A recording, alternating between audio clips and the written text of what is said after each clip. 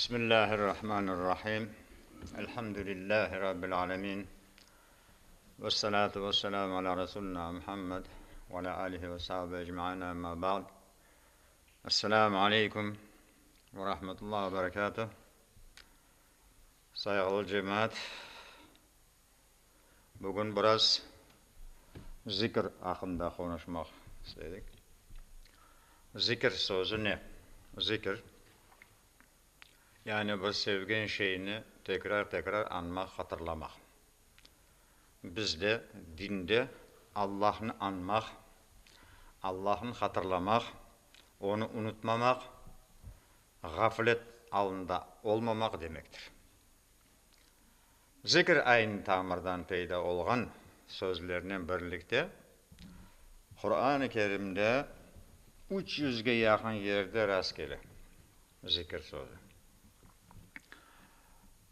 Zikir, til, kalp ve bedenden olmak üzere üç türlü olabilir.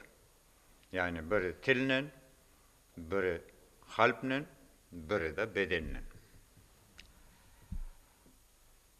Tilnen zikir nasıl olabilir? Yani Allah'ın güzel isimlerinden anmak.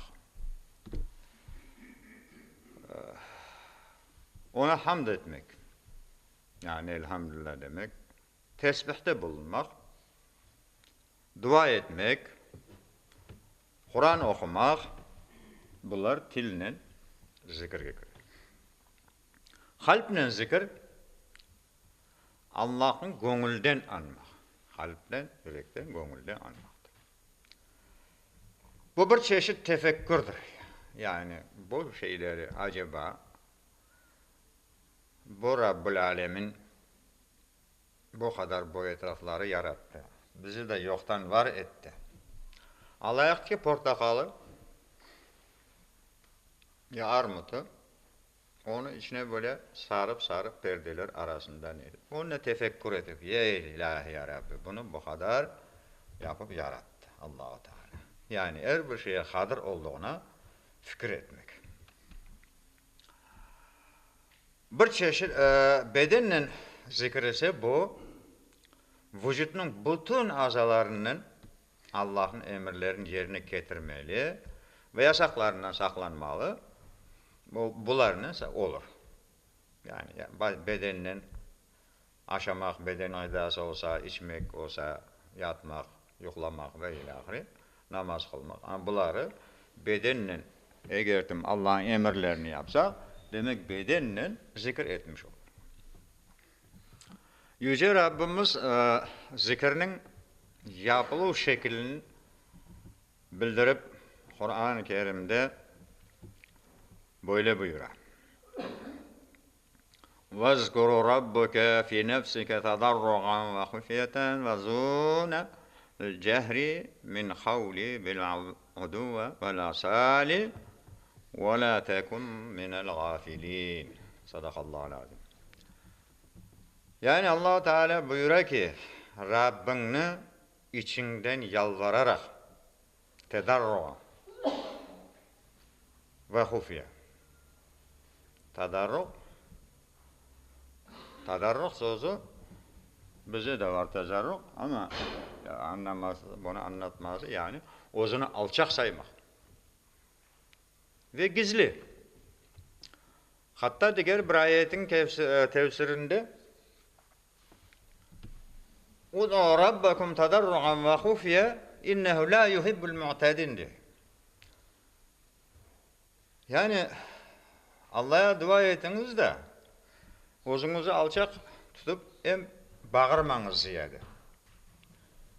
İnnehu la yuhibbul mu'tadin, sınırı geçenleri Allah sevmez. Tefsirlerde diyor ki eşek gibi bağıran Allah sevmez. Şimdi namazlarda da İmam ne derecede sesini kotarıp okumak değerinde alimler diyor ki yani en sonki safta ki insan işitecek kadar miktarı. Karardan ziyade bağırmayı da bunu da yaxşı görmüyor şeriatımız. Orta bir kararda olmak. Burada da Rabbini içinden yalvararak, yüksek olmayan bir sesle sabah akşam zikir et ve gaflet olma. Peygamberimiz de sallallahu aleyhi ve sellem buyurdular ki efdalu zikre la ilahe illallah ve efdalu dua elhamdülillah. Yani zikrinin faziletlisi la ilahe illallah'tır dedi. Ve duanın da en faziletlisi elhamdülillah'tır dedi. Peygamberimizin buyurduğu. Şimdi aşayan son Allah'a hamdü sena yapın. Hadislerde şimdi böyle millet arasında başka kitaplarda şeylerde de yemek duaları, aş duaları, sofra duaları diyeceğimiz uzundan uzun söyler yazılmış ama hadisleri araştırdığım vakitte Peygamberimiz kimerde elhamdülillah derdi. Kimerde elhamdülillah lillezî tamana ve sakana ve cealna minel muslimin. Birahmetke ya erhamer. Yani böyle kısa. Yani duanın uzunluğunda ya çok söylenmede değil de kabulunda. Hazreti Ali Efendi'ye bir rivayet var. Bir insan gelip ben babama Kur'an'dan bir şeyler oku dese Kul huvallahu ehad birahmetike ya erhamer rahimin demiş. Altını verdi. Oldu mu dedi, oldu dedi. Şimdi Hazreti Ali'nin Asadullah yani Allah'ın aslanı olarak ne ona haşna böyle netmeye yetemedi. Gelip Peygamberimiz sallallahu aleyhi ve selleme yani arz etti galiba. Ya Resulullah, Ali'ye, kiyovuna bu kadar para verdim babama böyle. Bizim Ali pek boldur dedi. Kullu vallah dese yeter etti. Yani burada mesele kabulda mesela. Ama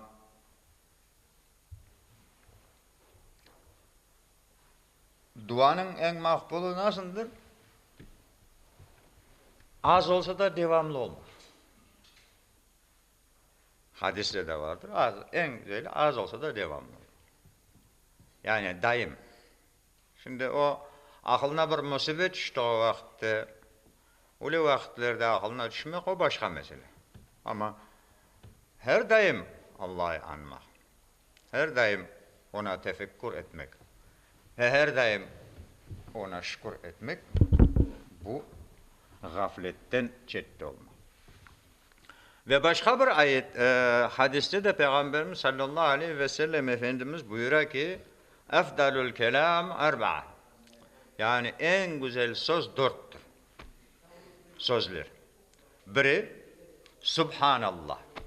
İkincisi Elhamdülillah.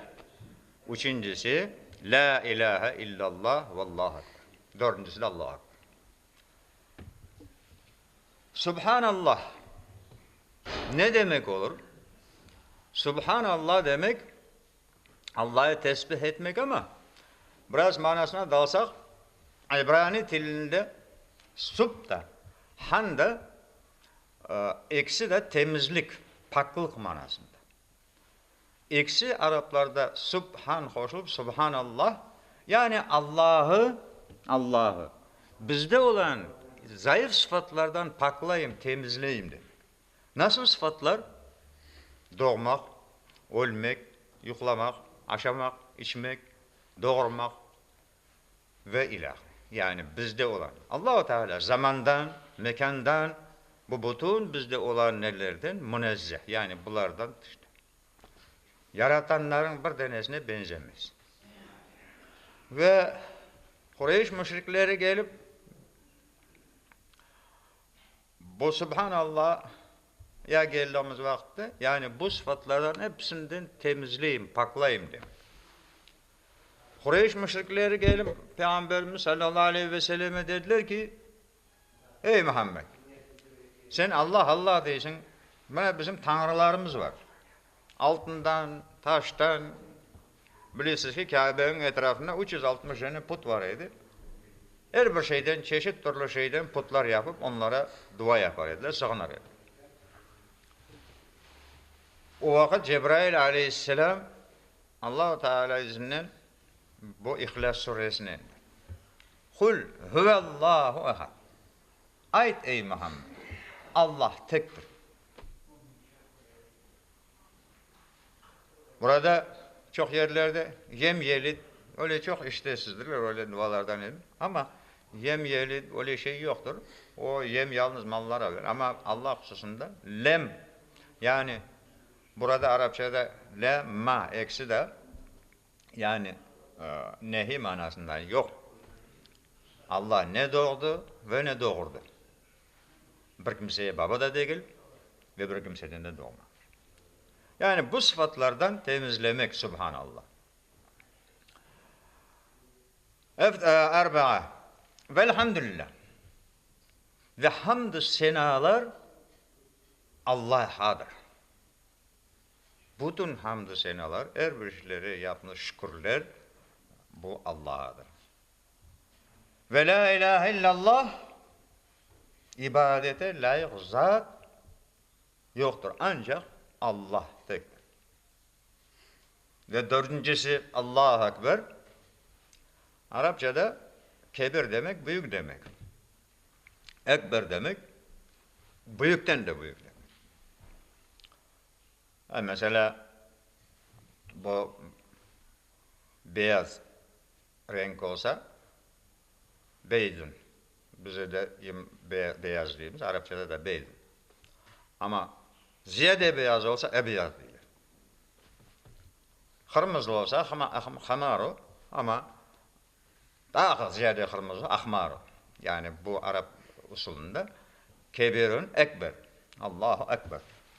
Bu Allahu Ekber meselesinde de biraz durulup geçsek yaxşı olur. Şimdi bizim halkımızda biraz böyle şeyler var. Olur. Allahu Ekber diyorlar.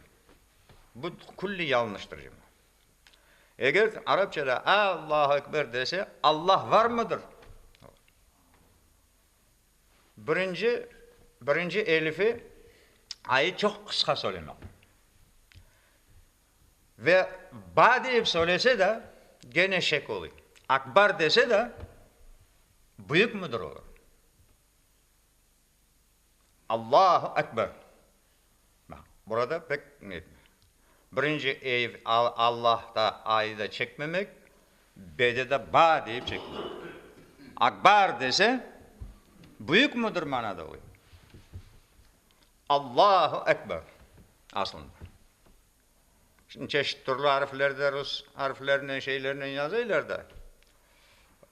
Son bizim gençlerimiz Arapçayı bilmeyen kartlarımız da evet o şimdi burada 80 yaşına giren adama şimdi onu temiz Arapça telaffuz etmek de biraz zor olur. Çünkü böyle bir rivayet var ki Peygamberimizden bir fars geliyor. Diyor ki bana en güzel bir söz öğret. Ena lillahi diyen söz öğretiyor Peygamberimiz. Yani ben Allah'ım. Ena lillahi bir seneden sonra ena Allah'ı deyip söylüyor. Yani ben Allah diye manaya çevirdi. Bir yeri kaçırdı. Kendi dili değildi. Son Peygamberimiz yarama şey söyledin. Böyle oldu diyen son, anlatılan son, başın duvarları olup ben öyle. Tamam dedi. Ben burada şimdi bu kartlarımıza kimler söyle mana tapaylar da mun tapaylar.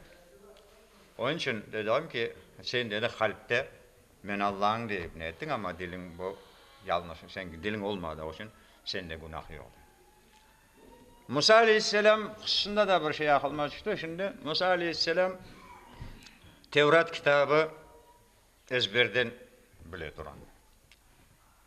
Tora demek İbrani dilinde 5 kitap demek. 5 deveye yük oluyor. O vakit bu hamıştan Mısır'da papirus deyirler bu şimdiki dilde. Hamıştan oranın hamışından böyle ne edip kağıt yapıyorlar. Suya bastırıp ne edip presleyip. Onun üstüne yazılan da öyle 5 tane kitap olmuş. 5 deveye yük. Böyle bakıp ey ilahe ya Rabbi ne balaban ilimim vardı. Allah Teala emretti ki git falan yere orada Az ilimi olup makbul olan bir adamı gördü. Küçük bir adam namaz kılıyor. İşte yapay ibadetini, teşkent takkan, tesbih çekip bir şeyler. Bakay ki bu peygamber, kardeşim ne yapıyorsun? Ana Allah'a yalvarayım namaz kılayım diyor. Ya kardeşim böyle olmaz, böyle yap, anlatayım. Anlatıyor ama Musa Aleyhisselam'a gemiye binip gitmek gerek. Gemiye binip biraz gittikten sonra bu adam, cahil adam, çoban adam değil ki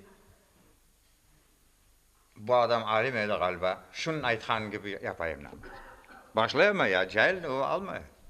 Unut. Bir vakit baksa gemi gidiyor. Çapay denize, batmay, çok mu? Deniz üstüne çapıp diyor. Toğda o abrasını anlat. Tövbe estağfurullah diye Musa Aleyhisselam. Kaç seninki doğru. Yani bu kalp doğru olmak. Ve Allah-u Teala Zariyat suresinde El-cinne vel-insu li-ta'budun. İnna halaknâkel cinne vel-insu li-ta'budun. Yani insan ve cinleri men bana ibadet yapsınlar diye yarattım diyor Allah-u Teala. Zariyat suresinin 56. ayetinde. Bu ispatlanmakta ki yani insanın yaratılış gayesi Allah'a ibadet yapmak. Ama ibadet Allah'ın rızasına yönelmek, hareket ve faaliyet, kullukun Allah'a takdir ve fiiline yönelgen alda teslim olganını ifade etmektir. İbadet ve kulluk kavramı çok geniştir cemaat. İbadet ve kulluk. Zikir denilgen de, zikir söz de Allah'ını unutmamak manasında. Kelgen gönül tiriligi de ibadet içine alır. O da bir ibadet şeklini alır. Zikir de ibadet şeklinde. Gerçek, Kur'an ayetlerinde ve gerekse hadislerde zikrinin en faziletli amel olduğunu bahsedilmek. Kur'an'da ve le zikrullahu ekber. Allah'ın zikri ibadetinin en büyüğüdür diye buyurmakta Ankebut suresi. Hazreti Peygamberimiz sallallahu aleyhi ve sellem bir gün sahabelerden soradı. Sizge amellerinin en iyisini, Rabbinizin katında en temizini, derece bakımından yükseğini bildireyim mi? Hep sual verdi. Yani amellerin en iyisini, Rabbinizin katında en temizini ve derece bakımından en yükseğini. Bu nedir? Ki amel sizin altın ve kumuş asrağınızdan, düşmanlarınızdan cenkleşip, onların dövüşüp onların bunun başını kesmekten, ya onlar sizin başını kesip şehit etmekten daha hayırlısı nedir? Sahabeler dedi ki, ne ya Resulallah? Anlat bize. Resul-i Ekrem sallallahu aleyhi ve sellem dedi ki, Allah'ını zikri etmektir. Yani burada Allah'ını zikir etmek, gene kaytarıp aytayım ki, yalnız koruk, kelinen boş zikir değil, evvelde aytıp geçkerim gibi, bedenle, kalple ve dil. Bu, İbn-i Mace'nin edep kitabının ve Tirmizi'nin davet kitabında geçmektir. Yaratılmaktan maksat kulluk. Kulluktan maksat Allah'la kalp bağını canlılık ve tirilikte tutmak. Böyle unutup vaktinden gelip değil de daimi neydi? Yani kalp bağındaki canlılık ve tiriliktedir. İbadetlerin en faydalısı, saygılısı zikir eken kalp sakinliginden daimi surette yapılgan zikirdir. Yani işine bir musibet düşkende yalnız Allah'ın aklına getirip değil de daimi surette.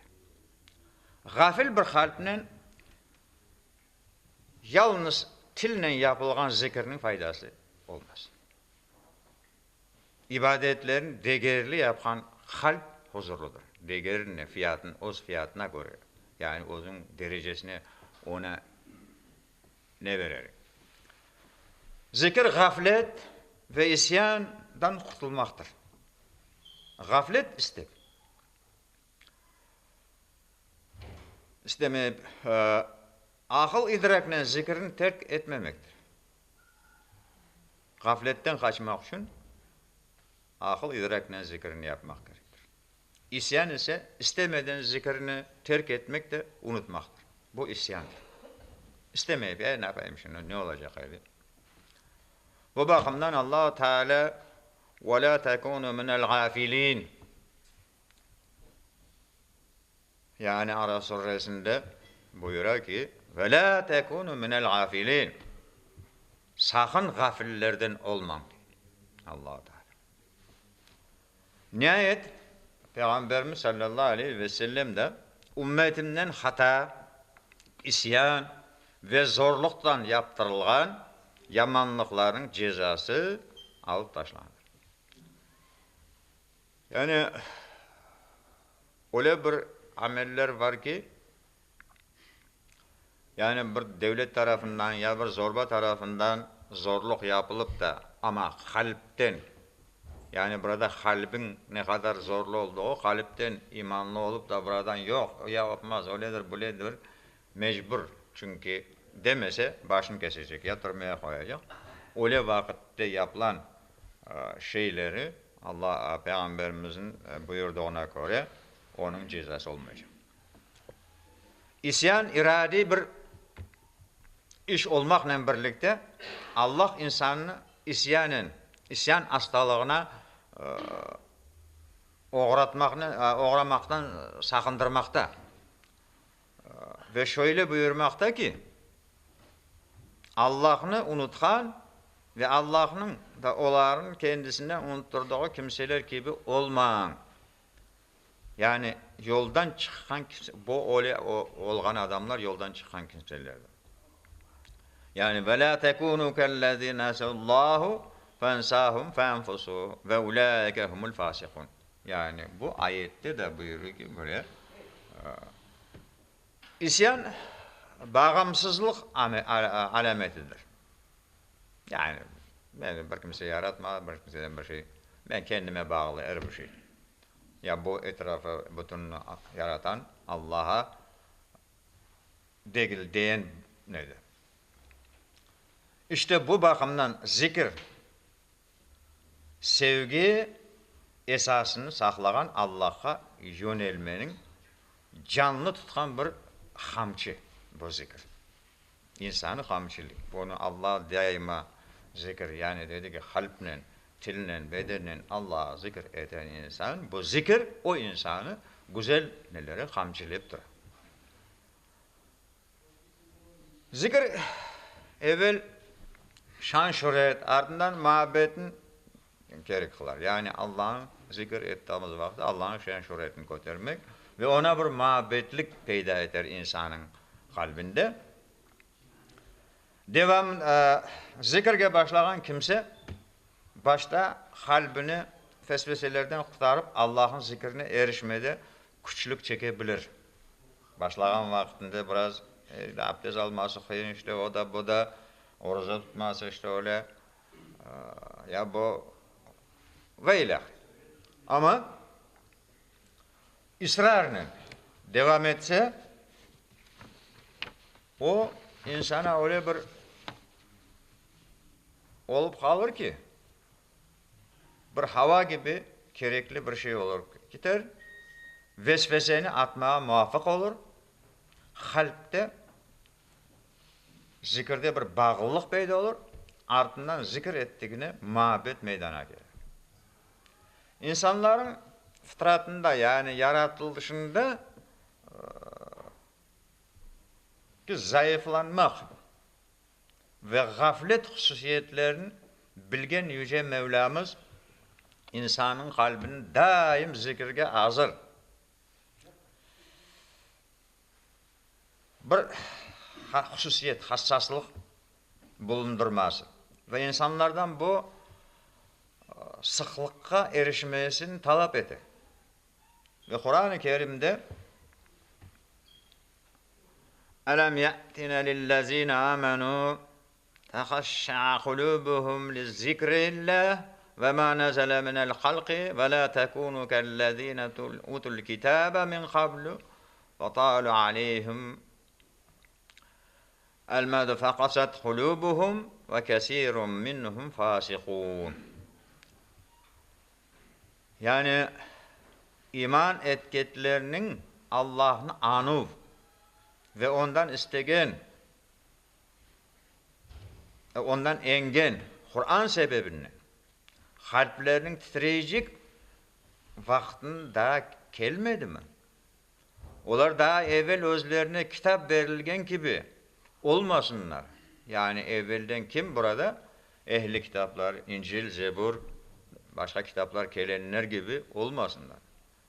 Yani iman etken, hakikaten iman etken söyleri Allah'ın anı ve ondan engen Kur'an sebebinden kalpleri titreyecek vakti gelmedi mi? Onlar daha evvel özlerinden engen gibi olmasınlar. Onların üzerinden uzun zaman geçti de kalpleri katlaştı. Yani bir böyle bir o böyle bir sakinet bir vaziyet kelgen sonra her bir işim yaxşı oldu. Endi bu yani o vakit dar vaktinde Allah yana ben şimdi işim hepsi yerinde. Olmasın. Öyle kalp katay. Ne kadar yaxşılıkta da, yamanlıkta da unutmamak. Onlardan birçoğu yoldan çıkan kimselerdir. Yani o ehli kitaplar evvelden öyle olup başından edip de sondan böyle yavaş yavaş böyle yoldan çıkanlar için onlar yoldan çıkan kimselerdir. Yoldan çıkan kimseler ayette aynı zamanda müminlerin zaman içinde kemalatka erişmelerine teşvikat var. Yani kete daha ziyade artmak gerek. Peygamberimiz de dedi ki bugünkü günü yarına benzegen adam günü boş ketkendir. Yani ilerlemek. İslam'da hakkın birliğinin esası amelge bir Allah esasıdır. Başka türlü tanrı olmaz. Ne taştan, ne başladan, ne ay, ne gök, ne yıldız ve ne başka böyle. Yani yalnız bir Allah. Bunun esası yalnız bir Allah. Yani sevgiliye kavuşmak duygusu getirgen. Yani sonu ne olacak? Herkes bu dünyada geldi ki olacak. Sevgilisi kim? Allah'a kavuşmak. Bütün gaye bu olmak. Bu duygunun tamam olması veya da başka sevgiden değiştirilmesi, düşünülmesi. Başka bir türlü şeye sevgi, başka bir türlü neye olamaz.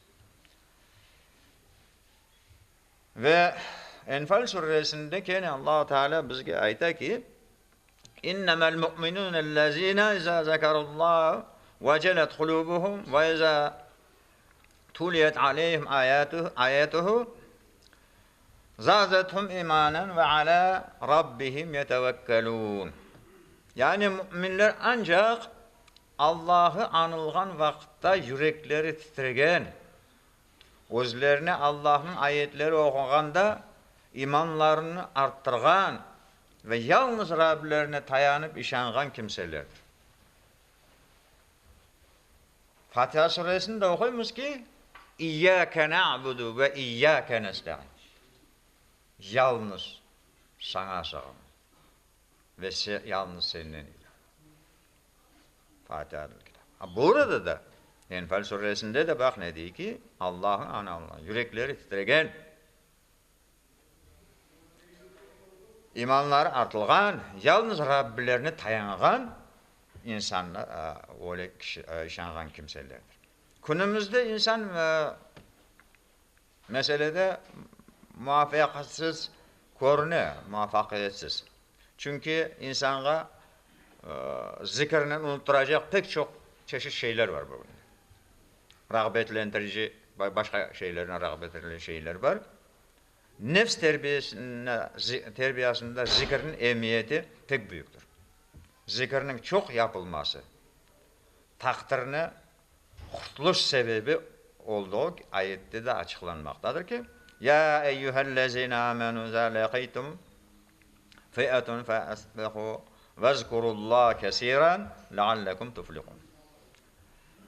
Ey iman etkenler! Herhangi bir toplulukla karşılaşkan vaktinizde sebat edin.